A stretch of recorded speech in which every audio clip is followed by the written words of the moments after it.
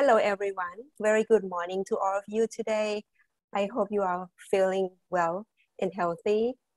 Um, so on behalf of the Embassy of Mexico in Thailand, the UN Women Regional Office for Asia and the Pacific, the Embassy of France in Thailand, and the Ministry of Social Development and Human Security, a very warm welcome to our guests on Zoom, and I believe we are live on Facebook as well. So my name is Siripon Rati, and I will be your moderator. I'll be moderating the event this morning.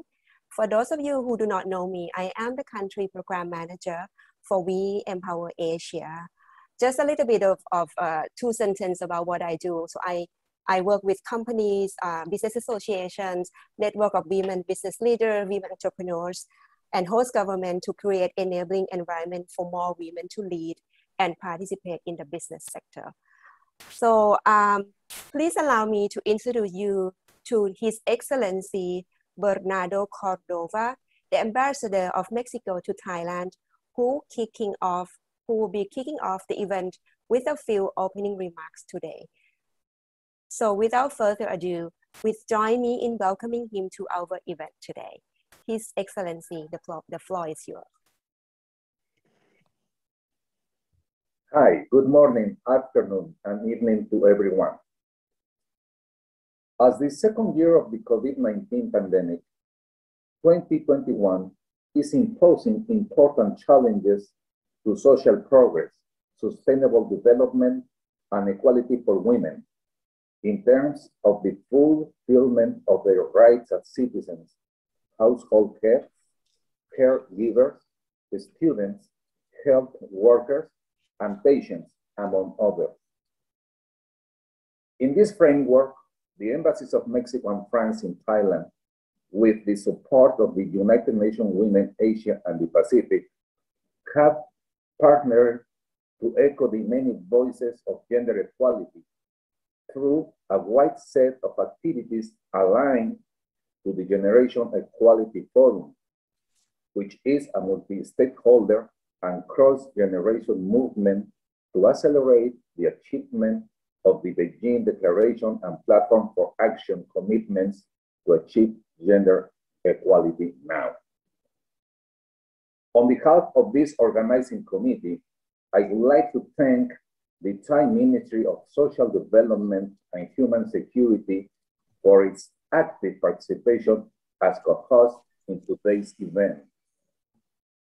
I would also like to thank Ambassador Thierry Matou and his team at the Embassy of France, as well as the United Nations Women team, represented today by Sarah Nips, its Deputy Regional Director, for partnering with us in the Generation Equality Forum set of activities carried out since the beginning of this year.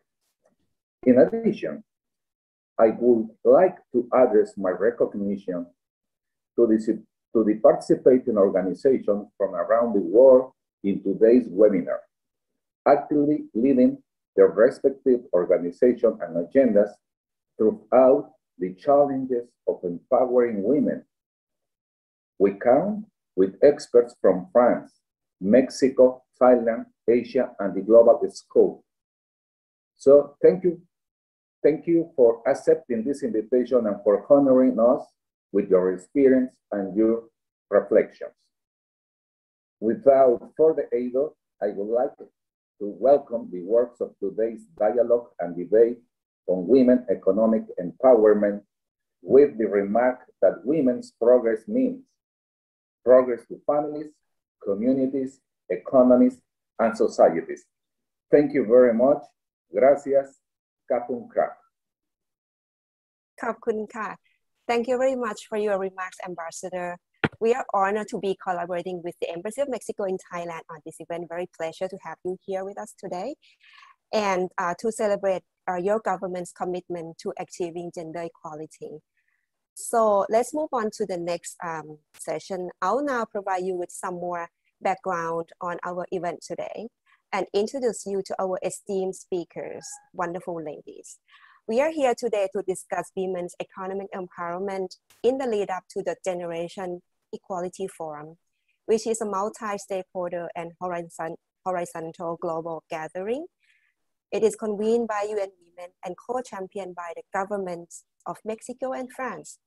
The forum kicked off in the Mexico City in March and will be culminating in Paris from the 30th of June to the 2nd of July.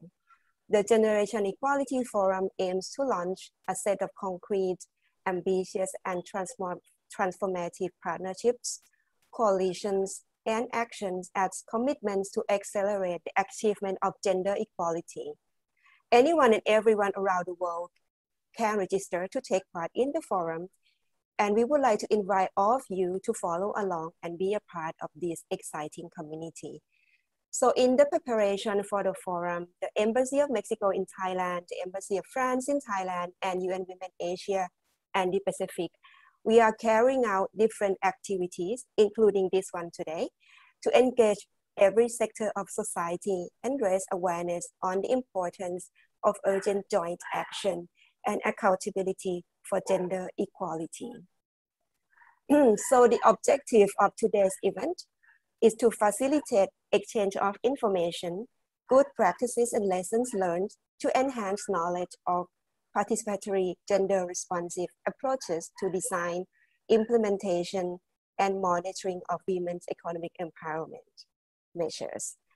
Now that we know more about today's event and generation equality, let me further introduce you to our excellent speakers who will each be presenting their economic empowerment programs and then participating in a panel discussion in the end of the event today. So first of all, joining with us today, we have Kun Arada Mahamit from the Secretariat of Women Entrepreneur Network. Secretariat ASEAN Women Entrepreneur Network or AWEN, and Assistant President for Special Affairs at the University of the Thai Chamber of Commerce or UTCC.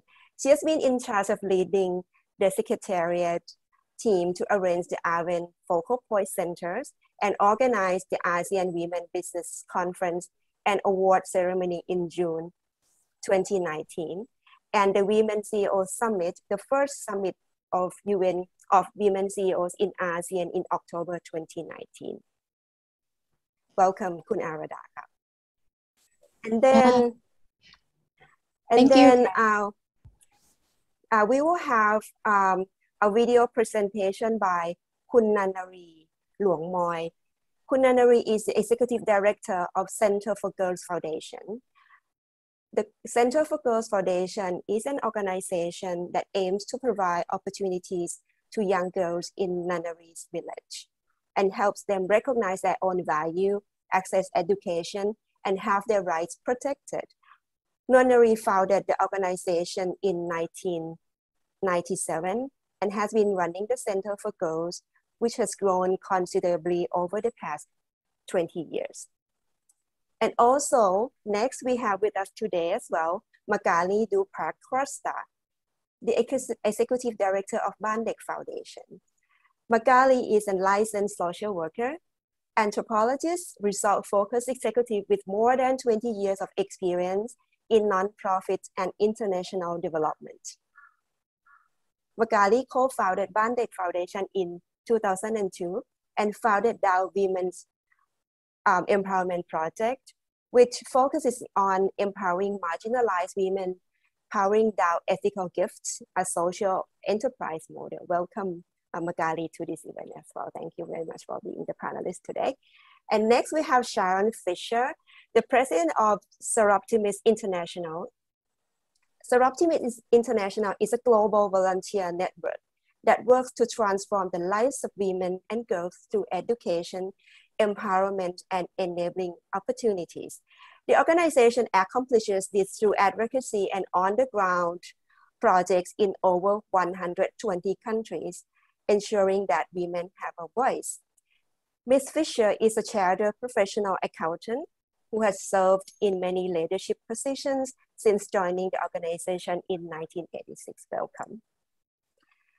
And last but not least, we are joined by Thais Madave, Chief Operations Officer of the Mexican Institute of Family and Population Research, a civil society organization with over 35 years of experience in creating capacity development tools for creating capacity development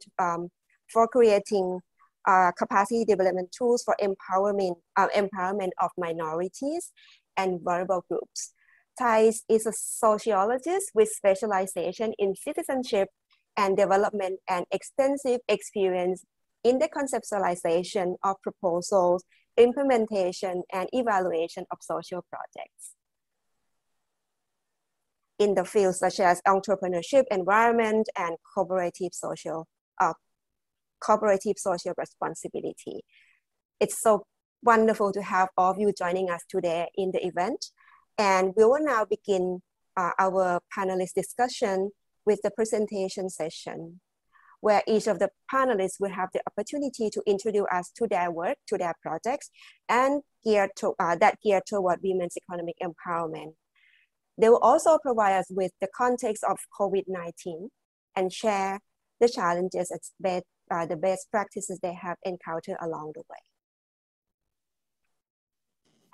So the first presentation, let's hear from the Center for Girls Foundation.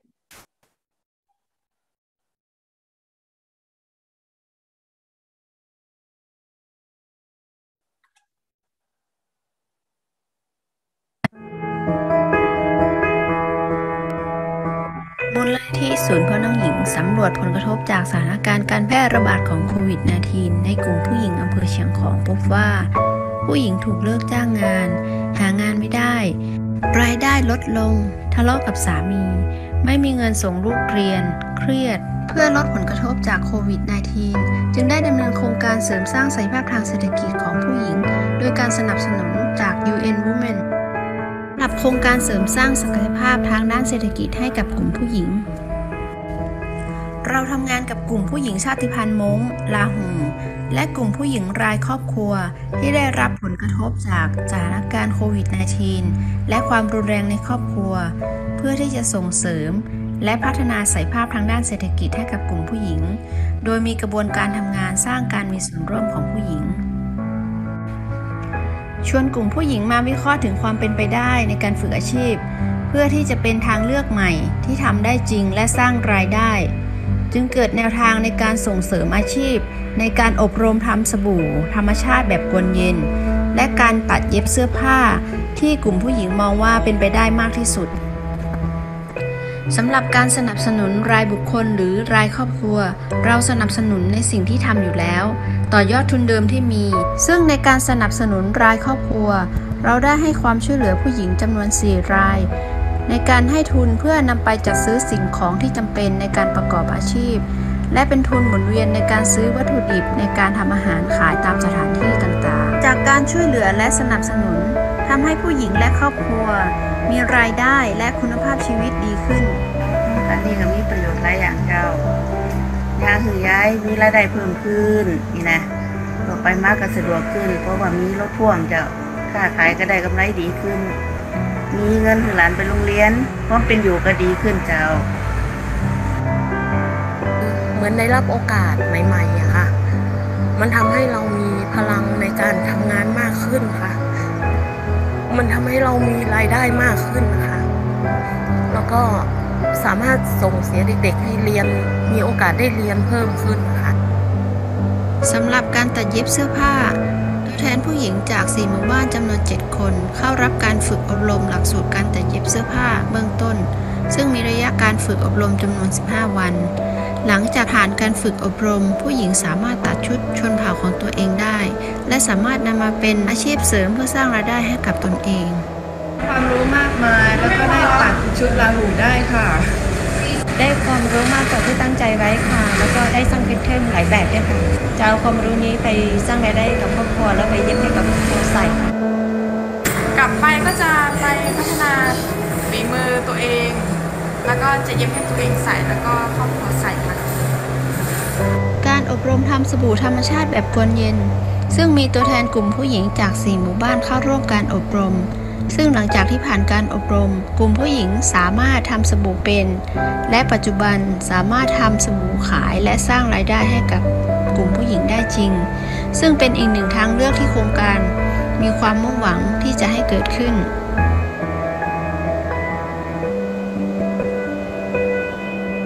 หลังจากเรียนทำสบู่เสร็จรู้สึกว่ามันดีค่ะเพราะเราได้ทำในสิ่งที่เราไม่เคยทำมาก่อนก็มีความสุขค่ะรู้สึกดีมีเพื่อนเยอะด้วยค่ะวันนี้รู้สึกมีความสุขค่ะแล้วก็ดีใจมากที่ได้มาทำสบู่สำเร็จค่ะ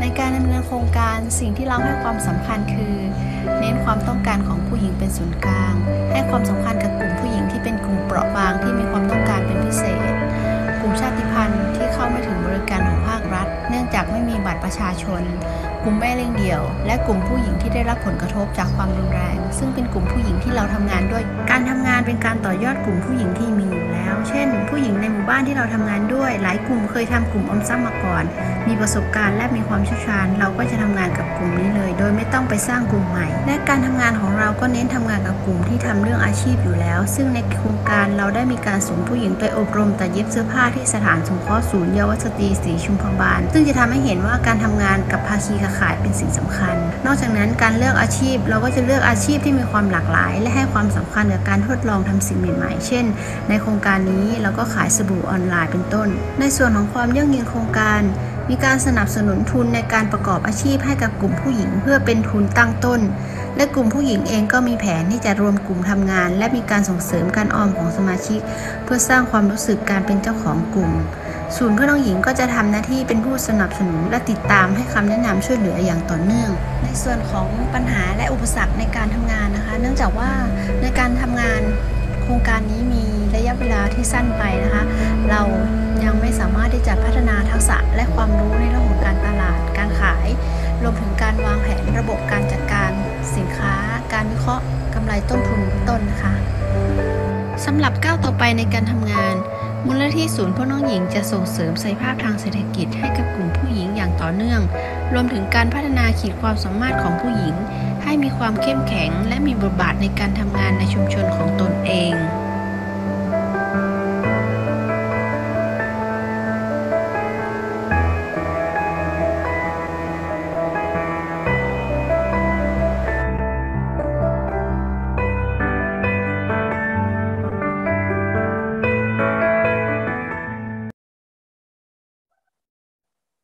All right. Well, thank you for that um, very empowering experience. It was like a very empowering experience in that 5 minutes video. So I really like the way, it's the work of this Center for Girls Foundation is putting the needs of women, especially the vulnerable women, at the heart of what they do. Also, not to create something from scratch, right? Building on existing measures and action, and in order to move forward quickly in this context of COVID-19, and the highlight, the having the partnerships at the heart of work, we can see that it would lead to many promising opportunities in the future. So really looking forward to hear more during the Q&A discussion at the end of the session from Kun Nanari. So next we have with us Kun Arada Mahamit from the Secretariat of ASEAN Women Entrepreneurs Network, or AWEN, and Assistant President for Special Affairs at University of Thai Chamber of Commerce. Over to you, Kun Arada. Thank you. Good morning to all of you. Okay. So right now we live in uncertain times. So I hope that everyone is safe, healthy, and today I'm very excited to join this event to find the solutions to improve the women in all levels. So let me introduce the AWEN first. AWEN is the ASEAN Women Entrepreneur Network. So this network is a business network in the ASEAN and operating exchange knowledge, experience, and develop and propose initiatives that promote economic and trade activity in ASEAN. And also we collaborate with country in other regions too. Okay, so we enhance gender equality, empower and strengthen entrepreneurship skill for women in ASEAN community. And today I have a brief presentations, the activity that we have done in the time of COVID-19. Okay.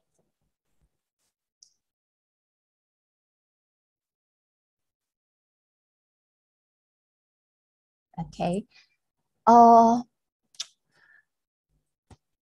I found the statistic from McKinsey and Company that women jobs are 1.8 times more vulnerable in this crisis, COVID-19, than men jobs.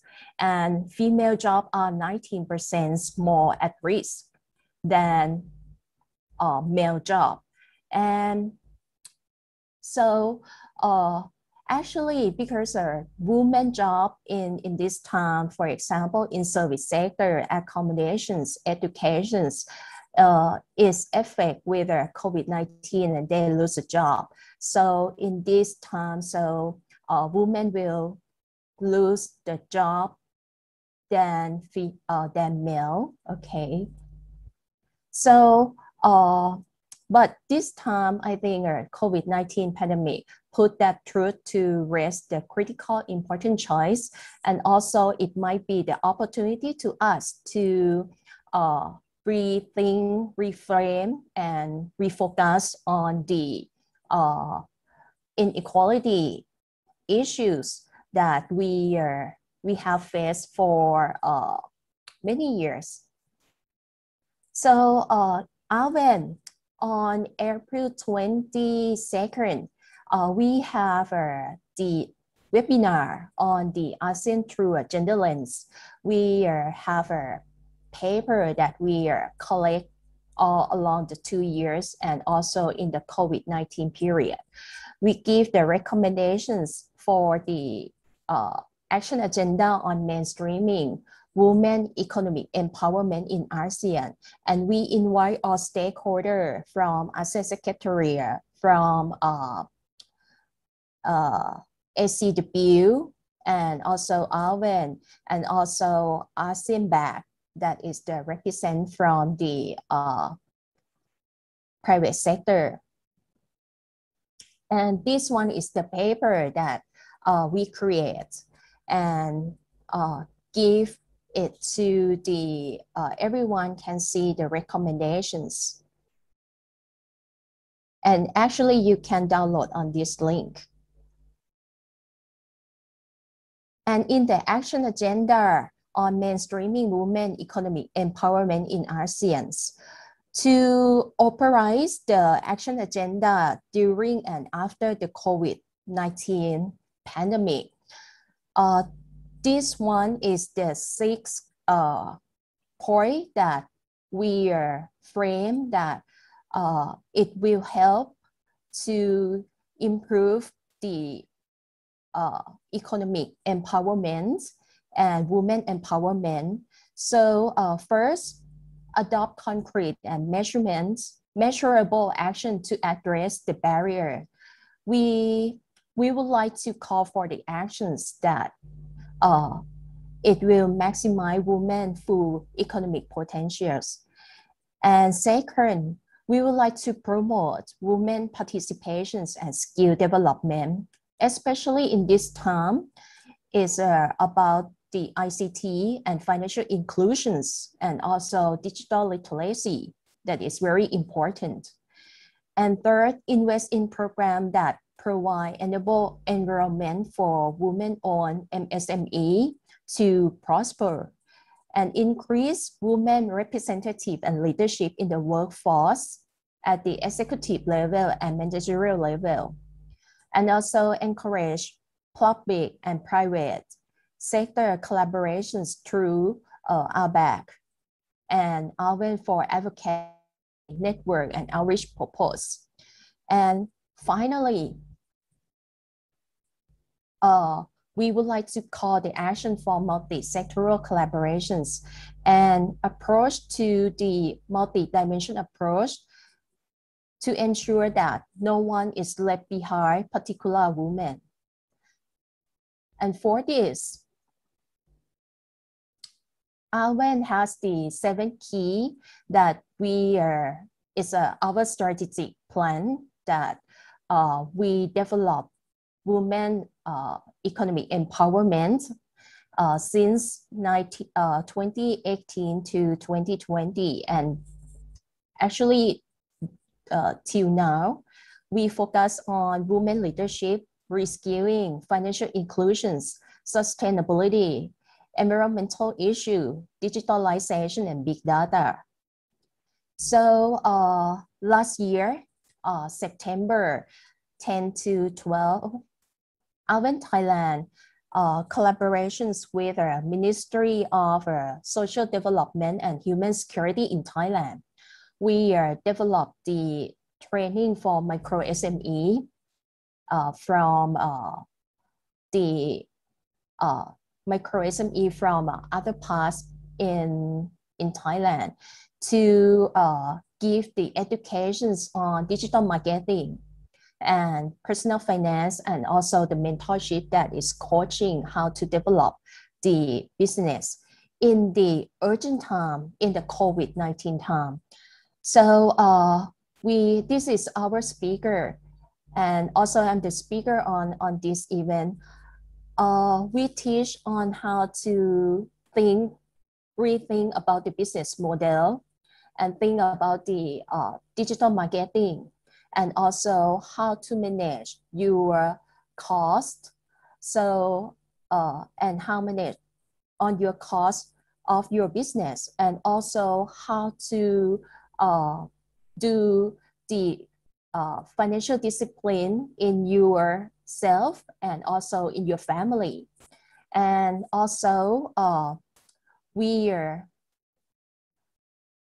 give the mentorships to all entrepreneur and micro SME to see coaching, customized coaching, how to build their business in the time of the COVID-19.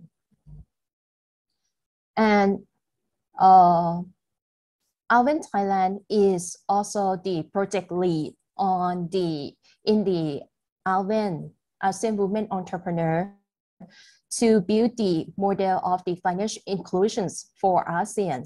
So we give the paper, and in the paper is a financial inclusions model to the ASEAN member on how to build the mentorship training program and seminar on financial discipline program.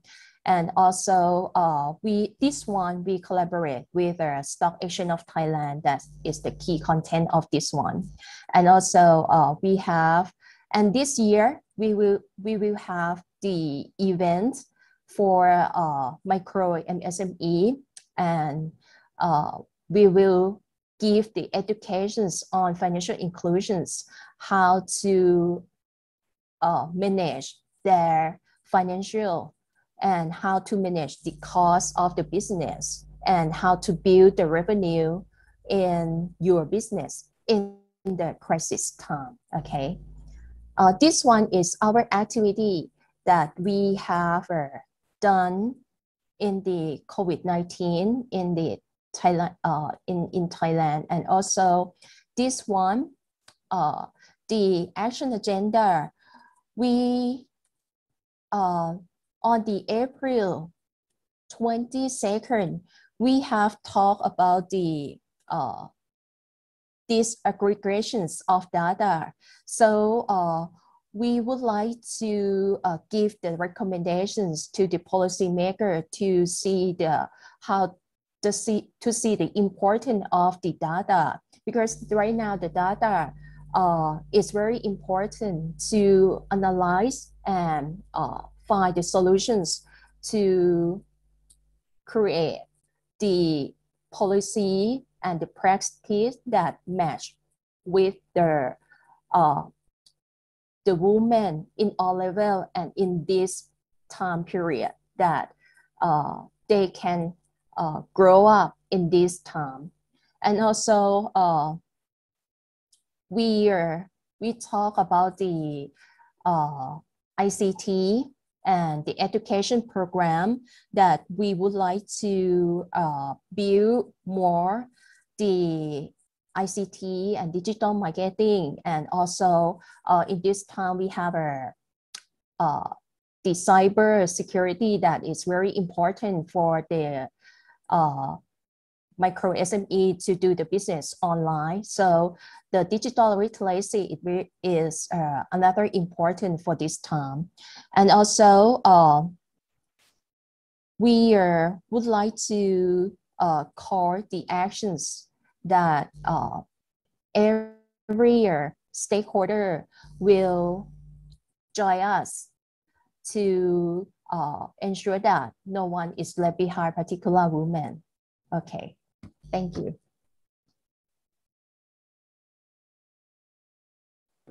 Thank you very much, Kun Arada, for your excellent sharing of experience of what Arwen has been doing. I'm very pleased to hear about the focus of the work as well, as we know that in ASEAN region, in Thailand, and in many other countries, the majority of the population are women, and a lot of them are working, in the informal sector, and at point that they have to find economic opportunities, right, and turn themselves into sort of entrepreneurs, by choice or not by choice. But so it's really great to see the attempt of ASEAN to mainstream gender, women's economic empowerment in the work of ASEAN, to boost, the inclusive and sustainable growth for the ASEAN region. So it's never been a better time, as you said, to rethink, reform, and refocus the priorities. I'm really looking forward to, I can think of a lot of activities right now, projects right now, where, the stakeholders here in this forum, including UN Women, can take part, with your initiatives to move forward these priorities. So let's move on to the next excellent panelist that we have today, Magali Duprakrasa, the Executive Director of Bandek Foundation.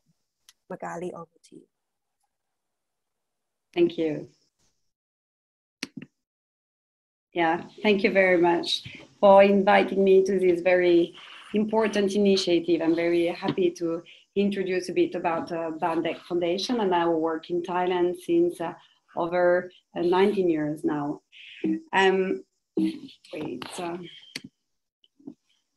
There are tens of thousands of children that live in construction site camps in Thailand with slum-like conditions.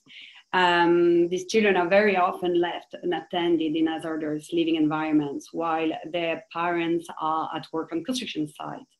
Since over 10 years now, Bandek, we have strengthened our focus area to work with the construction sector in these construction site camps. And since we have gained a national expertise to support this population, working and collaborating very closely with over than 40 construction companies and real estate developers. Girls and women living in the construction site camps are one of Thailand's most disadvantaged groups. Girls and youth girls are the ones to drop out very early from school. They are married very young. They have teen pregnancies. They have no power to make decisions that benefit themselves. So modern women face many challenges, including very unfair wages and I'd say a very big lack of information about responses to violence and discrimination, as they are unaware of the public services available to them. This is why Bandek Foundation overall mission is to provide vulnerable children and families with access to education, health, and safety services. We have a very unique twofold approach, I'd say. We provide a direct support to 2,000 children every year through child protection, child development, and community empowerment activities.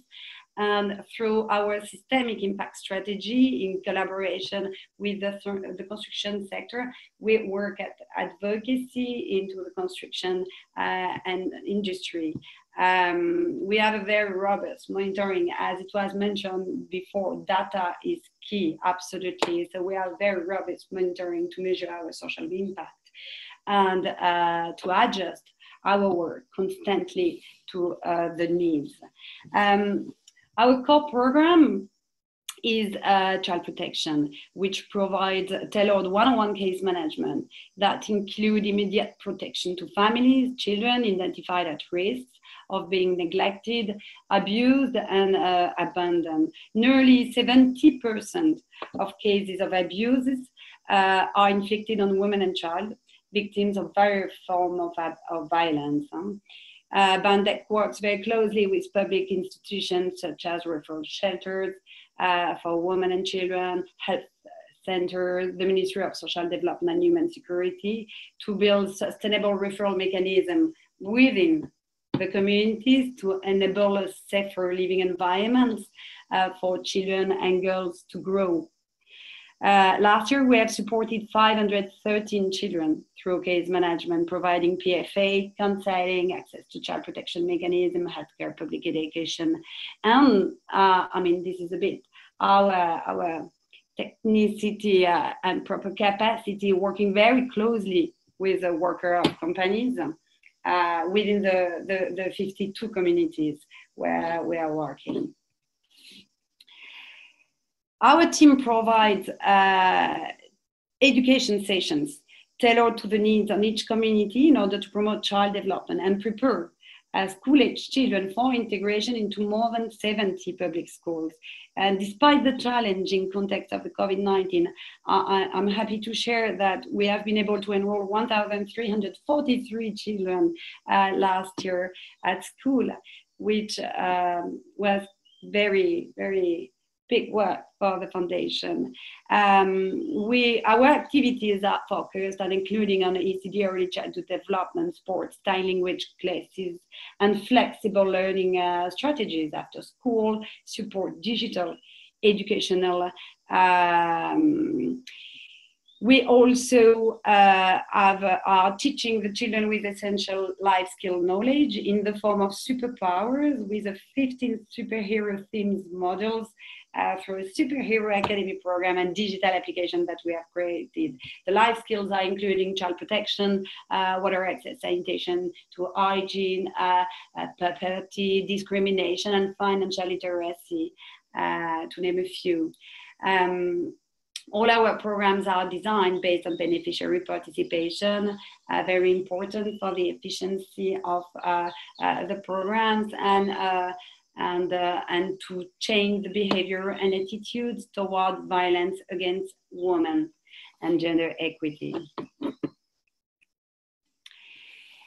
Here are a few pictures to illustrate what I was sharing, introducing that we expanded the life skill community to train community members, youth parents and camp leaders to become peer educators so they can support by themselves the children and the families. So as of today, we have a network of over 300 peer educators, and together we design community-based solutions, building strong families and improving access to WASH facilities toward building new opportunities for all. Since the start of the COVID-19 pandemic in 2020 until present, we have adjusted our programming, implementing a swift, coordinated emergency response preparedness plan, of course, to counter the spread of the pandemic with the support of this huge network of peer educators, which was extremely efficient. Through our strong understanding of this community's needs, together with some others, we have established a few years ago a women empowerment project, DAO, means star in Thai, to provide life coaching, upskilling, and action planning to the most vulnerable women. Usually, the women we are reaching through the program are survivors of domestic violence, a single mother of children with special health care needs, or out of jail and struggling in reintegration into their reintegration. So the goal is for women to gain greater autonomy and skills to navigate life's challenges and realize their potential. It's a catalyst for women in crisis to rebuild their lives. Through coaching step and upskilling the woman, we have created a social enterprise model to further build the women's economic empowerment. The ethical gift company leverages band foundations' vast expertise to target the woman in greatest need and generate extra income and new income opportunities. So those outcomes are twofold. Again, it's social outcome to empower marginalized women to end the cycle of poverty and violence, and it's enterprise outcome to expand production of ethical gifts fitting with corporate social values for a new market that prefer hopefully to invest in goodies or gifts that give back and where social impact is tangible and measurable.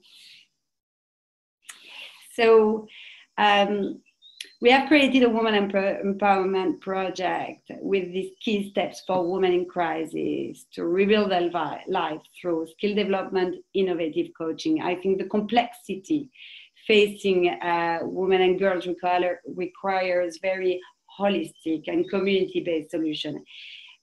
Increasing women's and girls' educational attainment contributes to women's economic empowerment and more inclusive economic growth. So this is why our work is not finished here. And we will continue to support women and girls until we're able to reach equal opportunity for them. Thank you for your attention. Thank you very much, Magali.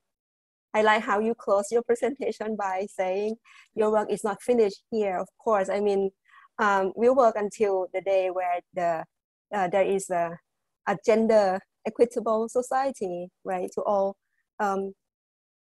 women, men, and other sex and genders.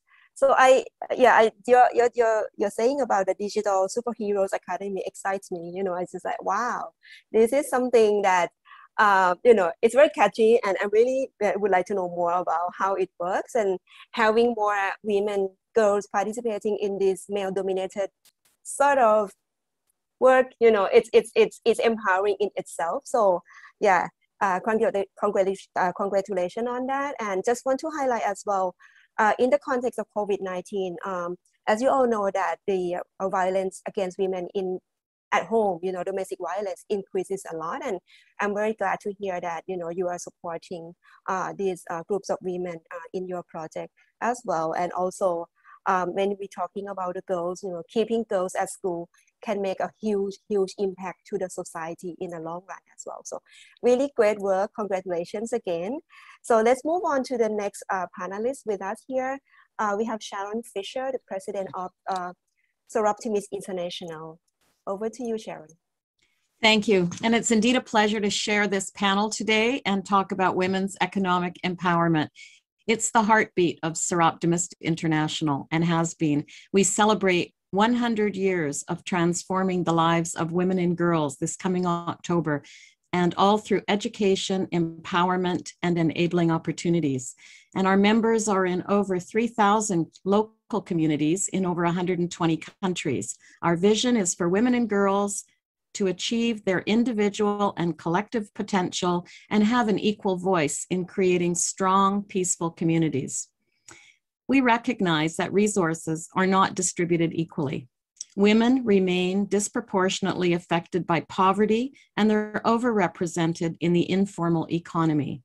So economic empowerment is critical to the advancement of women, the achievement of gender equality, and the realization of human rights, which that sums up our advocacy goal. Investing in women by providing education, skills training, and income opportunities means being able to support yourself and income opportunities and think daily beyond survival and not depend on others for essentials in life. Simply handing out financial benefits to marginalized women is not the answer. They need to be equipped with skills and resources to develop their own income generation and decision-making to create a greater standard of living for themselves and their families.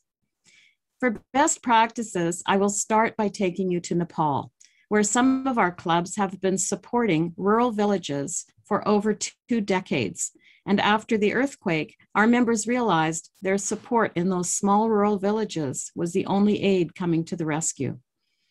They are active building accommodation for girls to attend school, avoiding those long daily treks. These projects continue today and continue through COVID-19 because we can't stop. Creating literacy programs for women to learn to read and write, and implementing computer labs to develop digital literacy. We found that was a very important piece. Skills training has created opportunities in the trekking business, as well as sewing, hairdressing, and agriculture. Many women have received microcredit loans to create opportunities, and that project has realized a 100% repayment rate and has thousands of women continuing to have increased opportunities. Many other projects offered education and basically explaining about eliminating gender-based violence, including trafficking and early marriage, which was very big for us. In Malaysia, clubs partnered to deliver clean water while generating income through the cultivation of land. This project included rainwater harvesting systems with gravity-fed water pipes to connect homes to a clean supply of drinking and cooking water. Greenhouses and irrigation were set up with women and girls trained in organic farming and maintenance of those systems, earning them positions of leadership in the community. They can now plant, harvest, and sell their goods. Young women welders were upskilled to become welding inspectors and received a diploma and were supported in a mentoring program. Water is now available throughout the dry season. Production of goods from the food grown has increased their economic outcomes as they plan a distribution network for the sale of their goods. In Kenya, several clubs partnered to offer vocational training programs on sustainable agricultural practices. A demonstration plot for farming and a water tank were installed. The center offered many learning opportunities for sustainable farming, including clean seed production, greenhouse training, and multi-story gardening, and more. The planting of 1,300 trees improved the quality of the soil. The women are equipped to cope with some of the effects of climate change, drought, and heavy rain. With increased income and new marketing skills, women are utilizing the information to become efficient and effective entrepreneurs. The learning by doing strategy has been very successful.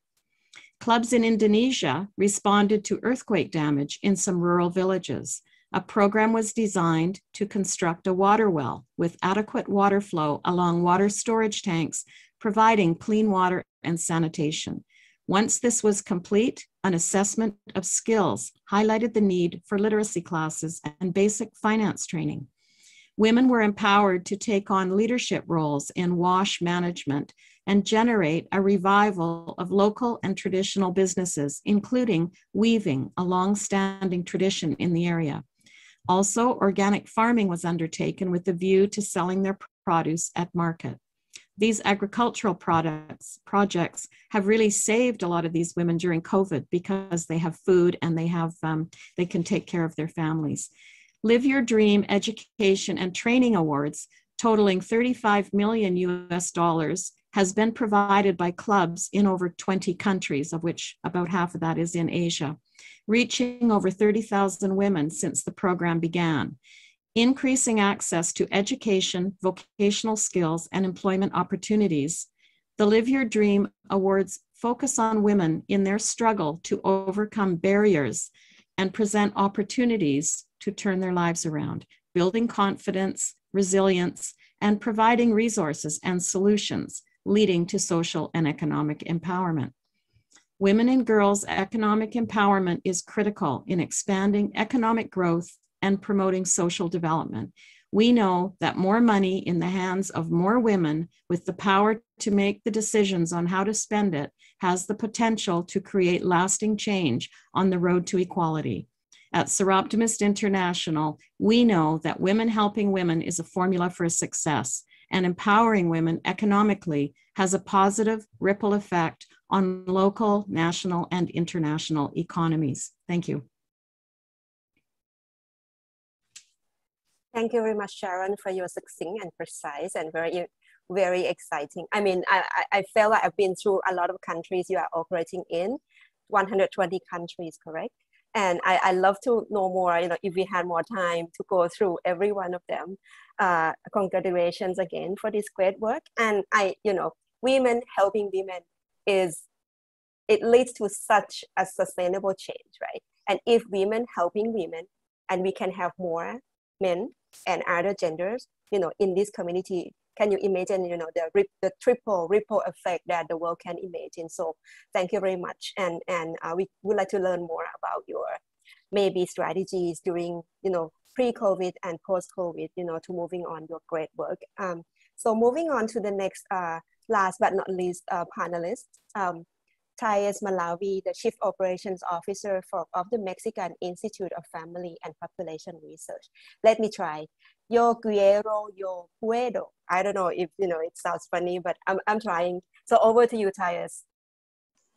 Thank you very much, Suyapur. You did it perfectly. Let me share my screen.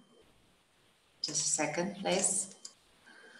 Well, thank you very much for having me here. It's a really honor on behalf of the Mexican Institute of Family and Population Research, Yo Quiero, Yo Puedo, be here in this forum and share with my fellow panelists. We are going to talk once and again about the experience of social and economic empowerment of women. And that is the outlines of my presentation, but I'm going to make it very quick.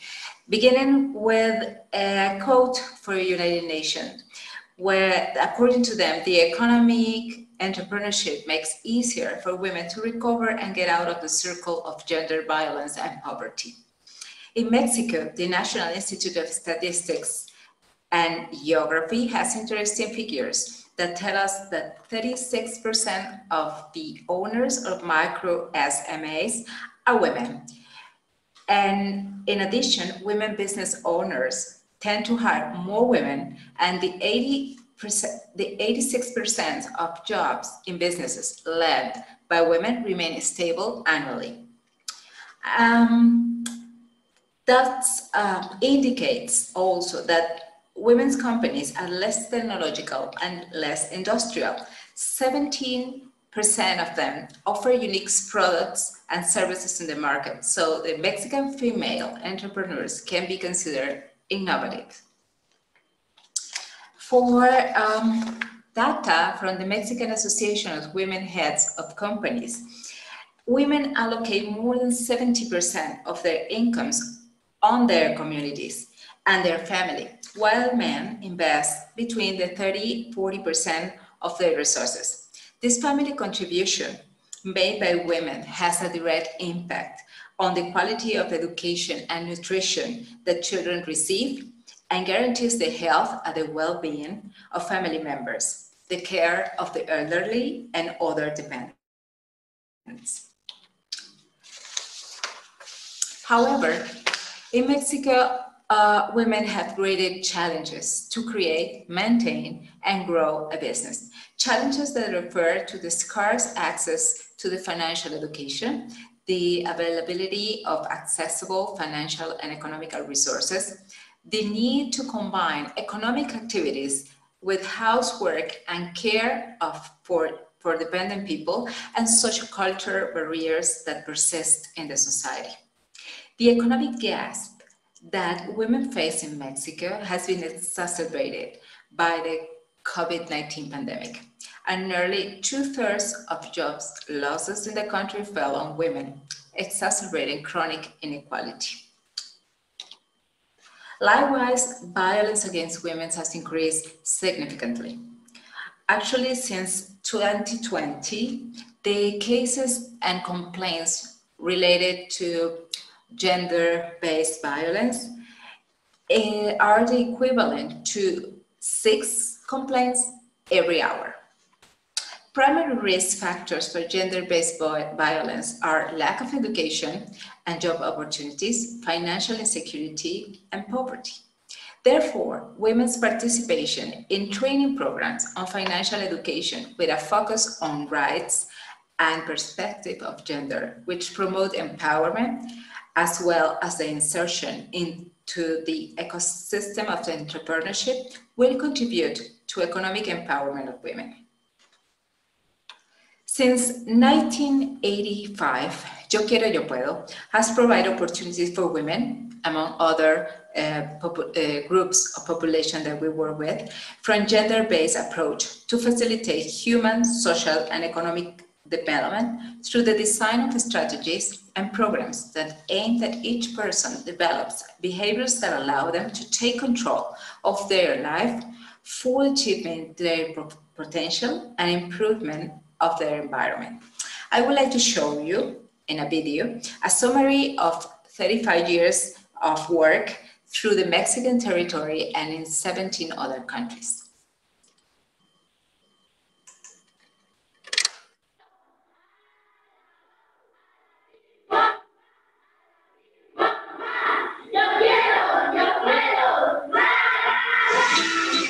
Yo Quiero, Yo Puedo. We are a nonprofit organization pioneered since 1985 in facilitating fundamental behavior changes for development. Me gusta muchísimo la filosofía de Yo Quiero, Yo Puedo. Es de las pocas organizaciones que prioriza hasta un nivel suficiente y coloca donde debe estar el desarrollo personal del individuo. Improving lives. We implement sustainable programs that tackle problems from their root. Para mí realmente Yo Quiero, Yo Puedo es el paquete completo con todos los sentidos, no solamente la implementación, pero el diseño hasta la evaluación para saber que realmente tienen un impacto los programas que van a implementar. Innovating. With our unique methodology, where people become empowered and develop the behaviors to take control of their lives. With our programs, we have achieved sustainable development with measurable results. Impactful and efficient, these programs are ready to scale and replicate. A gratifying journey. We have worked in 17 countries, enabling over 20 million people to improve their lives. 6 of our programs have been implemented nationally.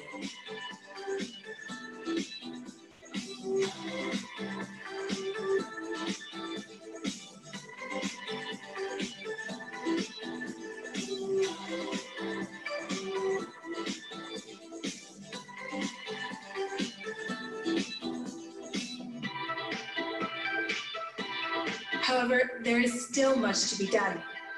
The world needs more agents of change.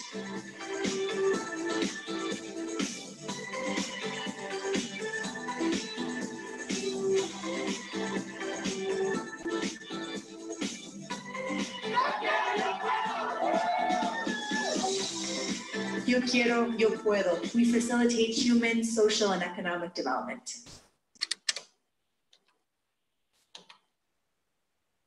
But what makes us different? In the first place, a strong theoretical and methodological framework for enabling intrinsic empowerment, or FREE. This theoretical framework that supports all our programs is based on the human capabilities approach of the Nobel Prize in Economics, Amartya Sen, whose foundation is to favor the expansion of the freedoms and capacity of the individual. Through this methodology, the participants strengthen their life skills and soft skills, such as negotiation, assertiveness, communication, teamwork, self-esteem, etc., which are essential to develop a successful business that also could be sustainable. Community banking. Through this community structure to promote savings, we contribute to mitigate the lack of access for vulnerable groups to formal banking. Replica workshop and mentoring. By training promoters of the same community, the virtuous circle of transmission of content, training, and empowerment of direct and indirect beneficiaries is perpetuated, strengthening the social tissue and consolidating a community support network from which women, their families, and community will benefit.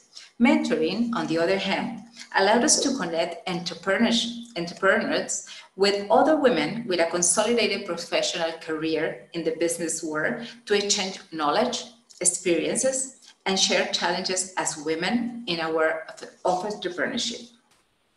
Some of our results are increasing in 38% the identification of healthy exercise of power, and 80% positive attitudes toward gender equality, 46% rejection of various types of violence as social norm.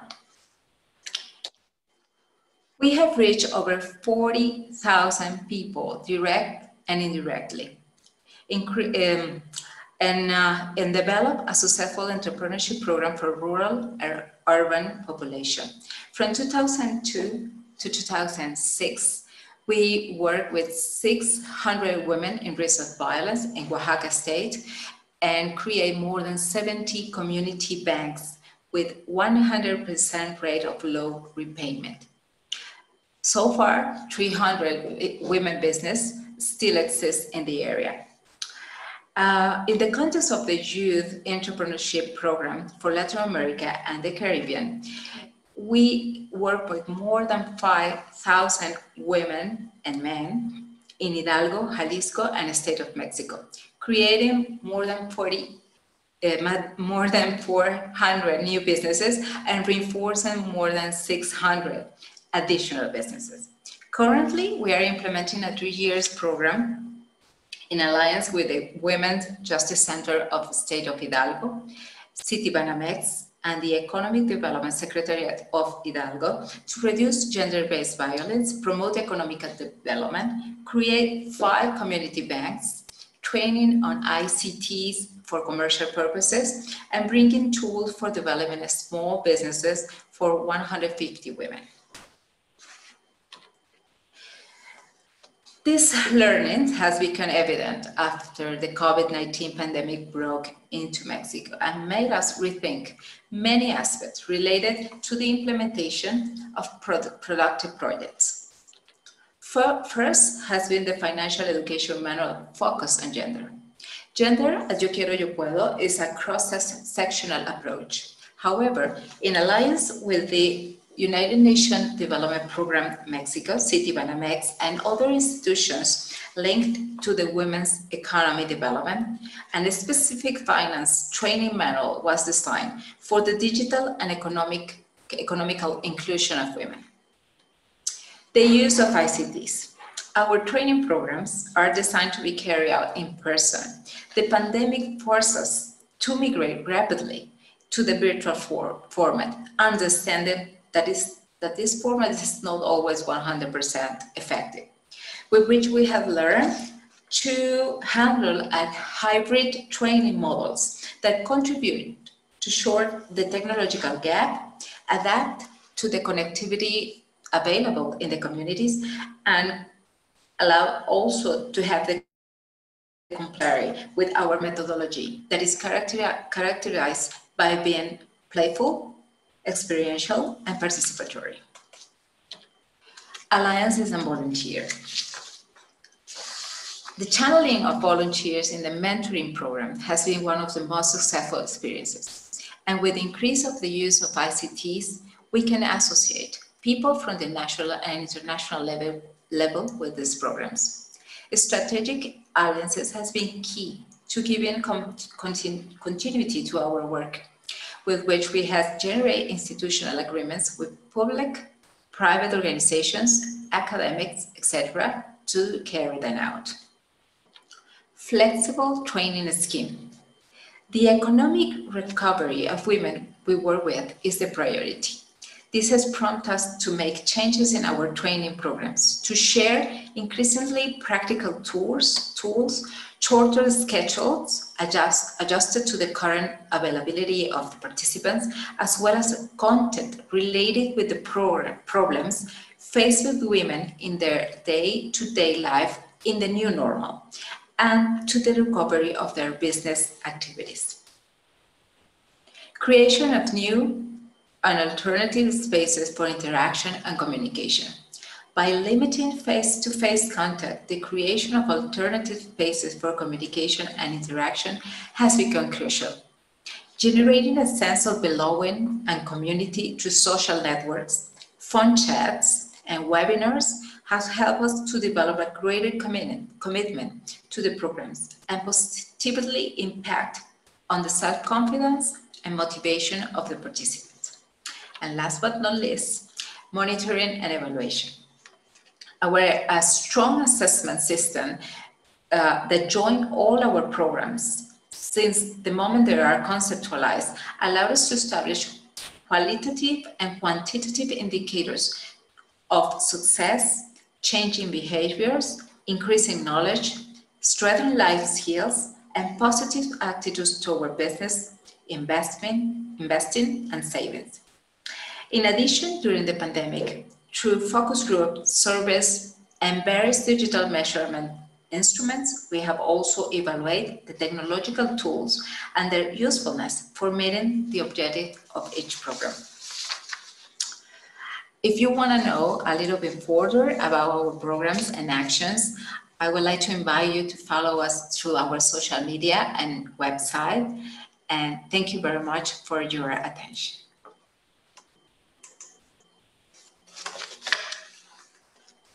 All right, thank you very much, Thais. Thank you for your great presentation and the video.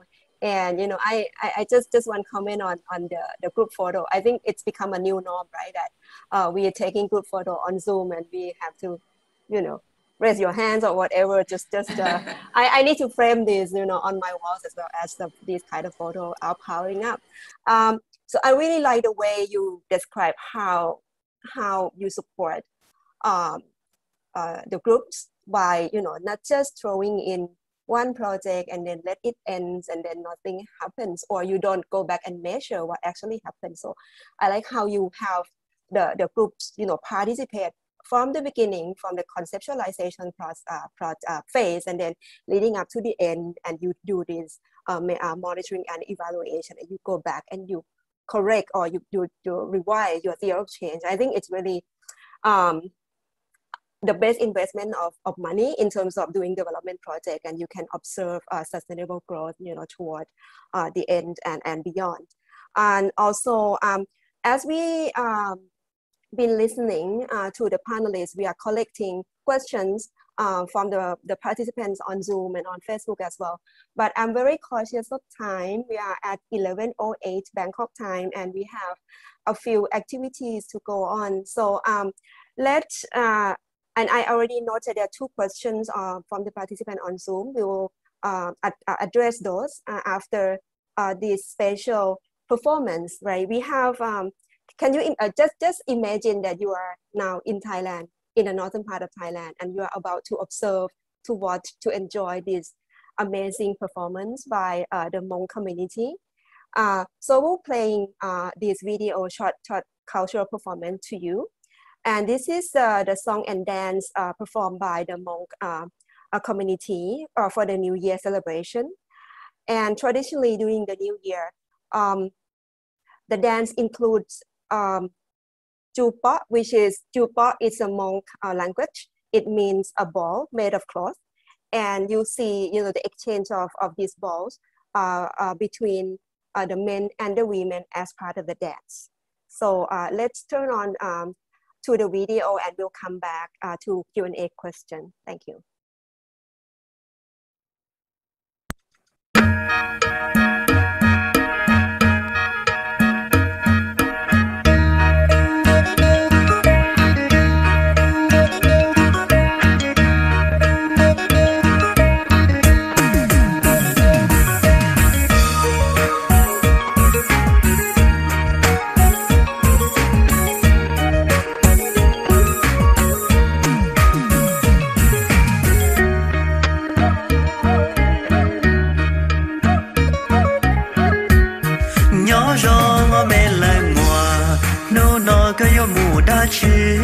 Wakan toku mu washi, mali joko mu tala, mali joko mu no fai na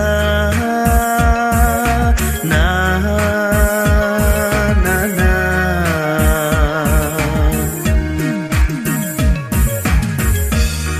Duwe me lang thai, waja ko yo hai hai, epoka yo ku tu khai, mu ku nia du me nya.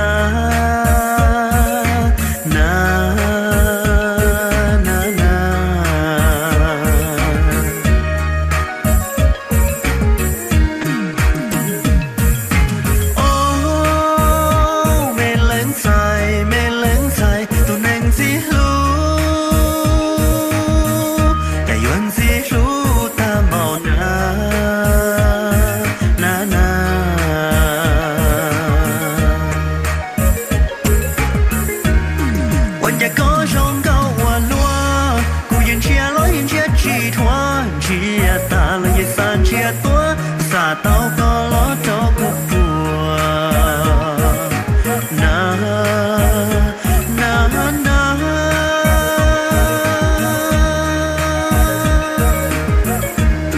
bỏ căn nó cũng mua hoa xì ai mà li hay lu luan gì ai chưa cũ tôi có sa mi tê mà li mua tao ít cho kê na na na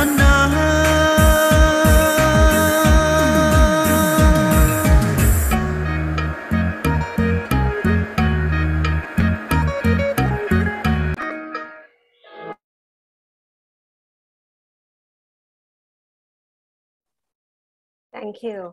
So I was also expecting to see the throwing of balls between the boys and the girls, but maybe we running out of time, so you didn't get to see that. But the team can, share with you more the links to the YouTube video, so you can enjoy this beautiful cultural performance.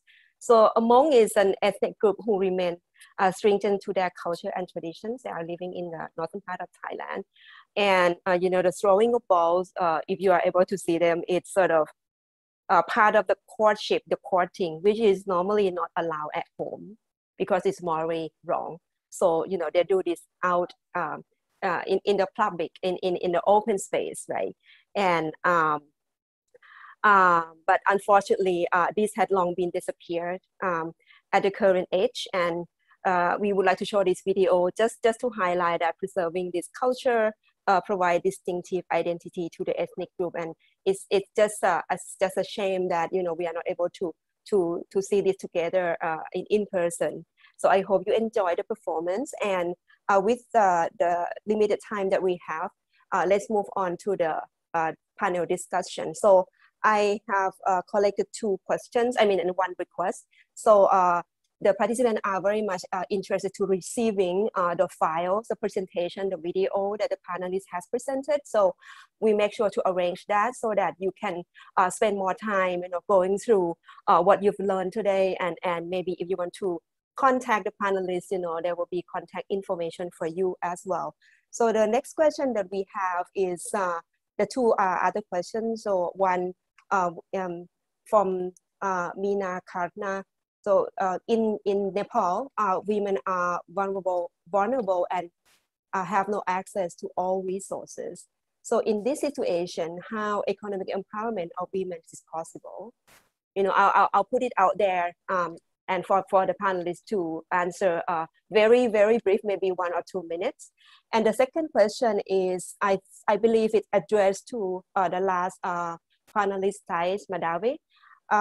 What are some of the challenges faced in selecting which theory or framework for your initiatives? Thank you. Or if other panelists would like to join in as well, you are more than welcome. I'll answer the Nepal one. I know that our clubs have, in one case, it's a sister city in Japan, and it's they started with an 8% literacy rate of women in the community, and after many years of building learning centers and visiting them all the time, the literacy rate has skyrocketed.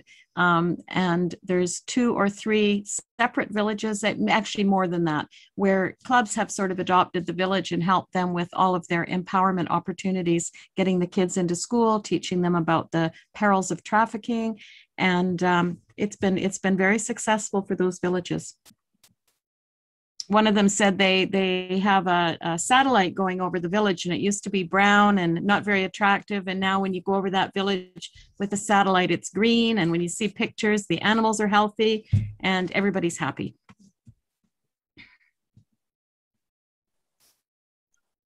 Thank you, Sharon, for your answer. So yeah. Regarding the question of the participants about what are some of the challenges facing selecting which theory? Actually, we didn't select the framework or the theoretical framework that we work with. It was something that we create from the very beginning based on Amartya Sen theories. The idea here is to use the soft skills or life skills that everybody has as a skill for living, and help people to develop and facilitate the way they develop these soft skills or life skills in order to be able to control their life and to be motivated to achieve the maximum potential. With this development that is individual, you can impact in your community, because if you change, you want that your community, your family, your business, your job change. So it's a kind of effect, a chain effect. Thank you. So we have one more. It's not a question. It's more like a connection offers. You know, if you are a participant on Zoom, you can see that people start exchanging their contacts. They want to learn more about each other. So this is great. And today is not the only event leading up to the forum. As you know, there are other opportunities you can connect as well. And I will tell you more toward the end. So being conscious of time, let's move on to the closing of the event today. And as I said, today, this is just the beginning. This is not the only event. So we will hear at the closing event from two ladies. We'll be hearing from Khun Suri Srisangatakunlerth.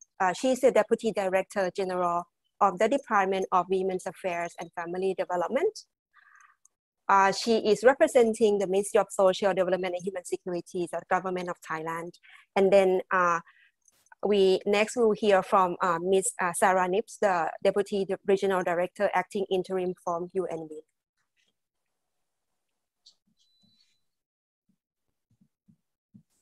His Excellency, Senator Godobateyo, Ambassador of Mexico to Thailand, Ms. Sarah Nips, Deputy Regional Director, UN Women Regional Office for Asia and the Pacific, panelists, ladies and gentlemen. I would like to begin my thank you all panelists for their valuable contributions to our dialogue today. I also would like to express my appreciation to Mexico, France, and UN Women in inviting Thailand to be a part of this valuable and inspiring event. We have witnessed that the COVID-19 outbreak has bringing significant disruption to global economies, which is considered as one of the most serious economic setbacks in our history. Women, who are the half of the population, are unavoidably affected by this crisis. However, today we see a hope and innovative ways in tracking challenges in empowering of women, particularly in this crisis time, from all sectors and countries in different parts of the world. Women's economic empowerment is one composition to achieving gender equality and sustainable development goals.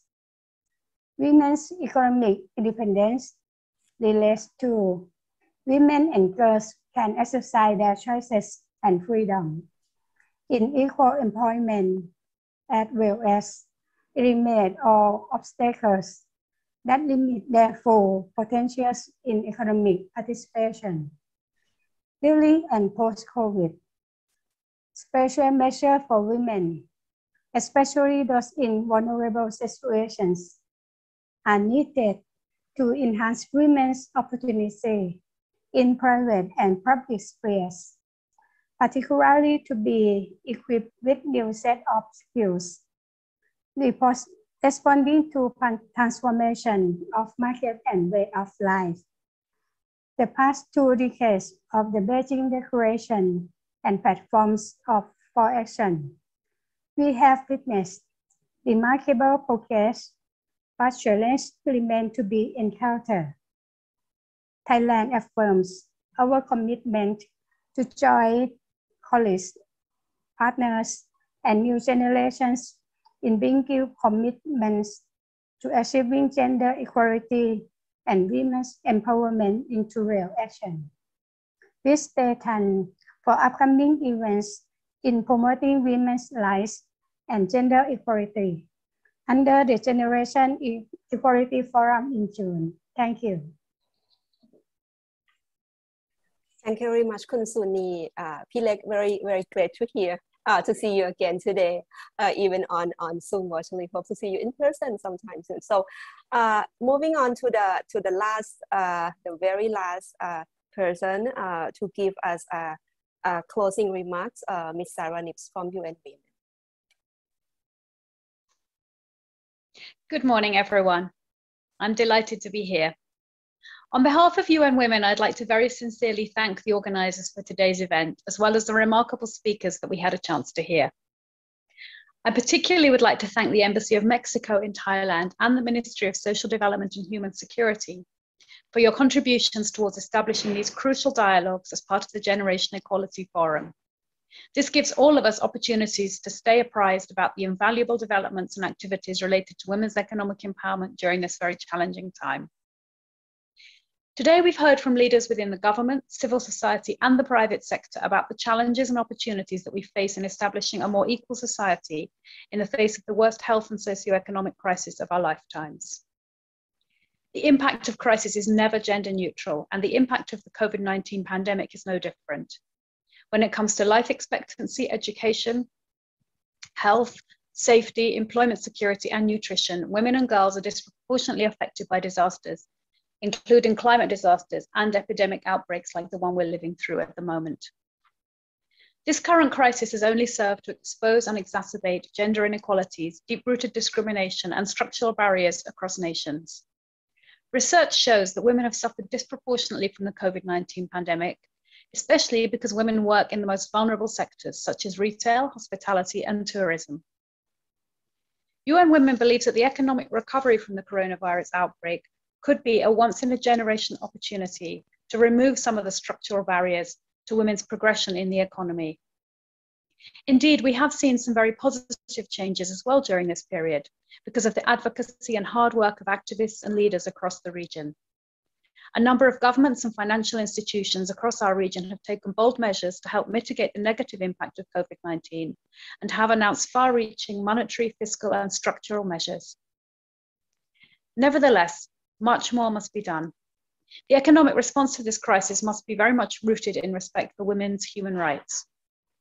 Asia's small and medium enterprises constitute 96% of total businesses in the region, and women play a key role in these companies. For example, in Thailand, women make up 40% of all SMEs. However, women are often denied credit and struggle to get funding.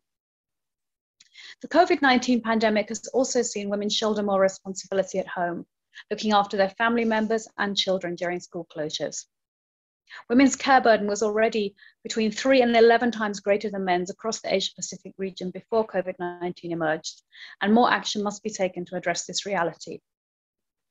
And of course, the private sector has a really crucial role to play here in shaping what will be the next normal.